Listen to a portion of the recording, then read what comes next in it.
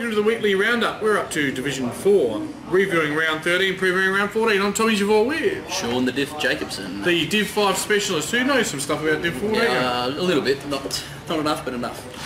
Well, I'll tell you a bit about Div 4. We went out to call we had a live call on the weekend. It was North Haven and Colonel Light Gardens, and once again tragedy has struck, mate. Yeah, I know a few North Haven boys and I've seen it. Didn't see the incident but heard about it. The leg broken, called off early. Yes, so leg went that way and ankle went that way, and it was a very, very ugly sight. The boy's name was... Inslee, I reckon it was. Yes, but there's more than one Inslee, so... Yeah, Sean, I said it might have been. Pardon? Sean, I reckon it is. There's Aiden. Oh, it was Aiden. You told me it was Sean, you brother. Yeah, so Aiden, look, he's okay now. Well, his leg's not real good, but he's in good spirits. So it was at the 8-minute mark of the third quarter. We're calling the game, and it was an innocuous type thing. He twisted and turned and went through a pack, and the ball went... It was a sky ball. We were watching Lippo because Lippo took a mark right on the boundary line, and then as we turned back, the leg went that way, and then it was jointing out that way. I actually didn't go over and look at it because I've learned my lesson that nothing good comes from looking at that. So we waited around until about 4:47 or something like that before the game was officially called off. They shook hands. Well done to Denty, the coach of Colonel Light Gardens. Conceded the game. The score was North Haven 11-8-74, Colonel Light Gardens 7-6-48. Now last week we didn't read out best players and all that, but this game I think was pretty much... Tom Lipson kicked 5. I did not even know that. I was at the game. Well, he's a creepy little fella. Yeah, look, most importantly the boy was okay.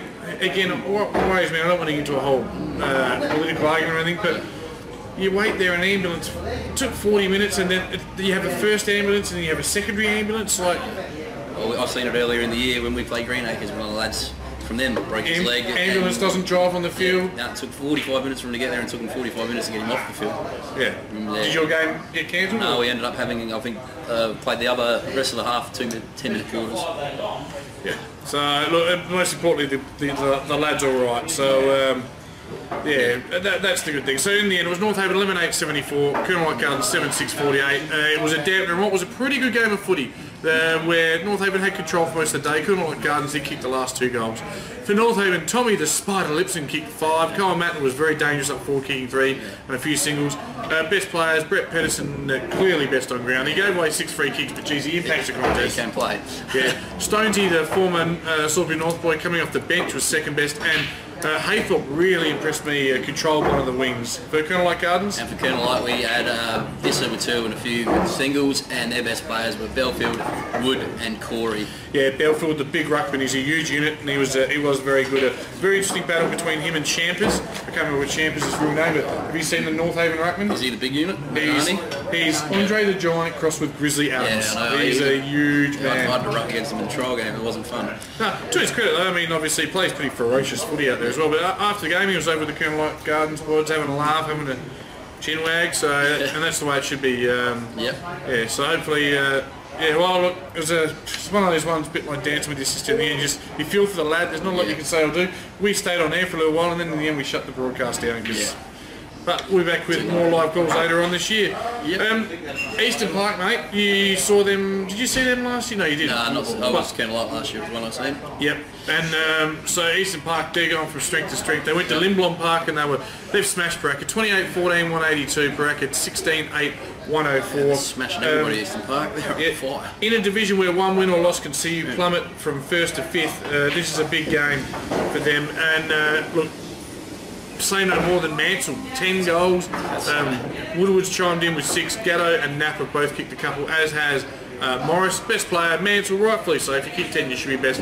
Ricky Butler on fire, back to some of his old form, and Woodward also in there. For Paraka. For Paraka, I might let you say that first. Zalnowski, he's a Polish lad. Yeah, with E-Bag 5, and we had Sharp with 3, and Baker with 2. And their best players were Hosking, Langford and Barnes. Yeah, so Baraka, they've been struggling this year, and probably they'd probably be watching this game. Side as well. Move along, let's discuss next week.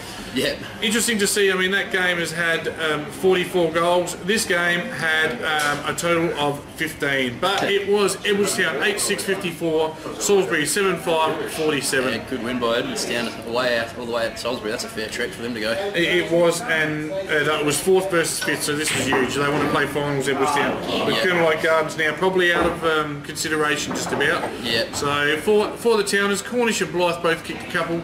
Their better players were Duggan, Case and Elliott. And for Salisbury, we just had all singles, and their best players were Kennedy, Rowe and Keenahan. Yes, so shootout one game, and then other side of town at Salisbury Oval. Defensive game the next.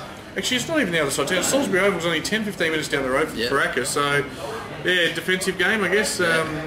Similar sized ovals as well. I don't know. It's a strange one. Yeah, Paraka's pretty big as well. So anyway, on to our last game where inaccurate kicking could have cost Westminster, but it didn't quite. Just held on. Yes, Westminster 9-22-76. It's 31 scoring shots.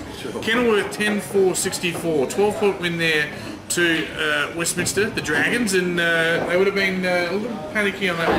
Yeah, especially they would have probably dominated all day. Really, just couldn't hit the scoreboard. A bit ugly. But, yes. 31 scoring shots to 14. It certainly.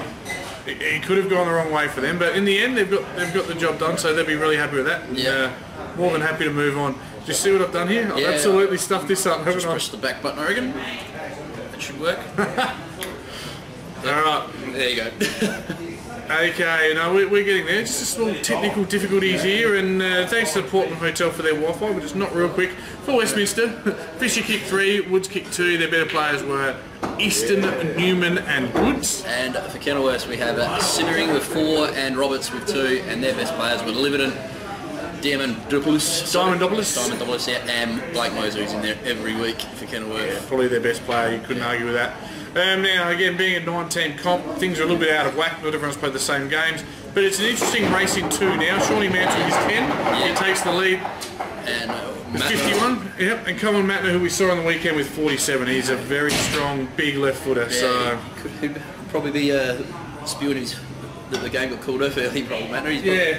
Especially if he loses by a few. Yes, he said to us before the game he'd been kicking 5 today, and he probably would have kicked 5. He looked good, so I'm actually surprised Tommy kicked 5. He snuck up. He popped up for a couple there. So the ladder makes a very interesting reading. We've got three teams on 9 wins at the top, but they've played a different amount of games. That's Eastern Park, Westminster and North Haven. Edwardstown on 8 wins and Salisbury on 7. The only team that could possibly come into it, and it's highly unlucky now, are Colonel Gardens with 5 wins, but an inferior percentage. Yeah, you couldn't see Colonel making it, but played one less game than Salisbury, their next rival, so maybe, but I doubt it. Kenilworth will get relegated, whilst Hope Valley and Paraka. It's a 9-team comp, so Kenilworth will get relegated. There's nothing really to fight out there, I wouldn't think. They'll probably stay in this division. Next week, this coming week, of course, it's Monday night here in the Portland Hotel. God, I love the Portland Hotel. They've got pool, obviously. Oh, yeah, that's loud pool. Meals. He's just hit one off the break. It's Eastern Park and Westminster at Dwight Reserve. Well, probably game of the round right there. I still think Eastern Park will win this easy. You reckon? Yeah. At home? Yeah. It's 1v2, mate. It probably doesn't get any bigger than this. Yeah, no, but they smashed Salisbury 2 weeks ago by about 100 points. And they fell North Haven by 80 points the week before. And Paraka, you've talked me into it. Eastern Park at home comfortably. Yeah. Edwardstown and Paraka. Edwardstown fighting for a finals berth. Paraka, probably looking to phone a few of these ones in at Edwardstown. I don't think the journey will do them any good. Edwardstown easy. Yep. Colonel Gardens and Salisbury at Mortlock Park. Salisbury coming off the narrow loss. They'll need to bounce back. Colonel Gardens must win to play finals. I reckon Colonel will win this. I actually think Colonel Gardens will win this as well. Out there, they're pretty tough to play out there, and I reckon it's a fair hike for Salisbury. And they're, like I said, they're good out of their ground, Colonel Light, and I'll back them to win here. If they want to play finals, they've got to win this. Yeah. They're 2 games behind Salisbury. They'll be 1 game behind Salisbury and make up some percentage if they win this. If I could give some advice to Colonel Gardens based on what I saw, and everyone who sits back and watches is an expert, perhaps need to use the corridor a little more. They took it very wide, trying to maybe avoid your Pedersens and the strong on bowlers of North Haven. But you've got to roll the dice, go in board, and you've got to kick a winning score. So they look forward, good going forward, plenty of space in the forward line and some useful targets up there, Scott Collins and so forth. Kenilworth Gardens in upset. Yep.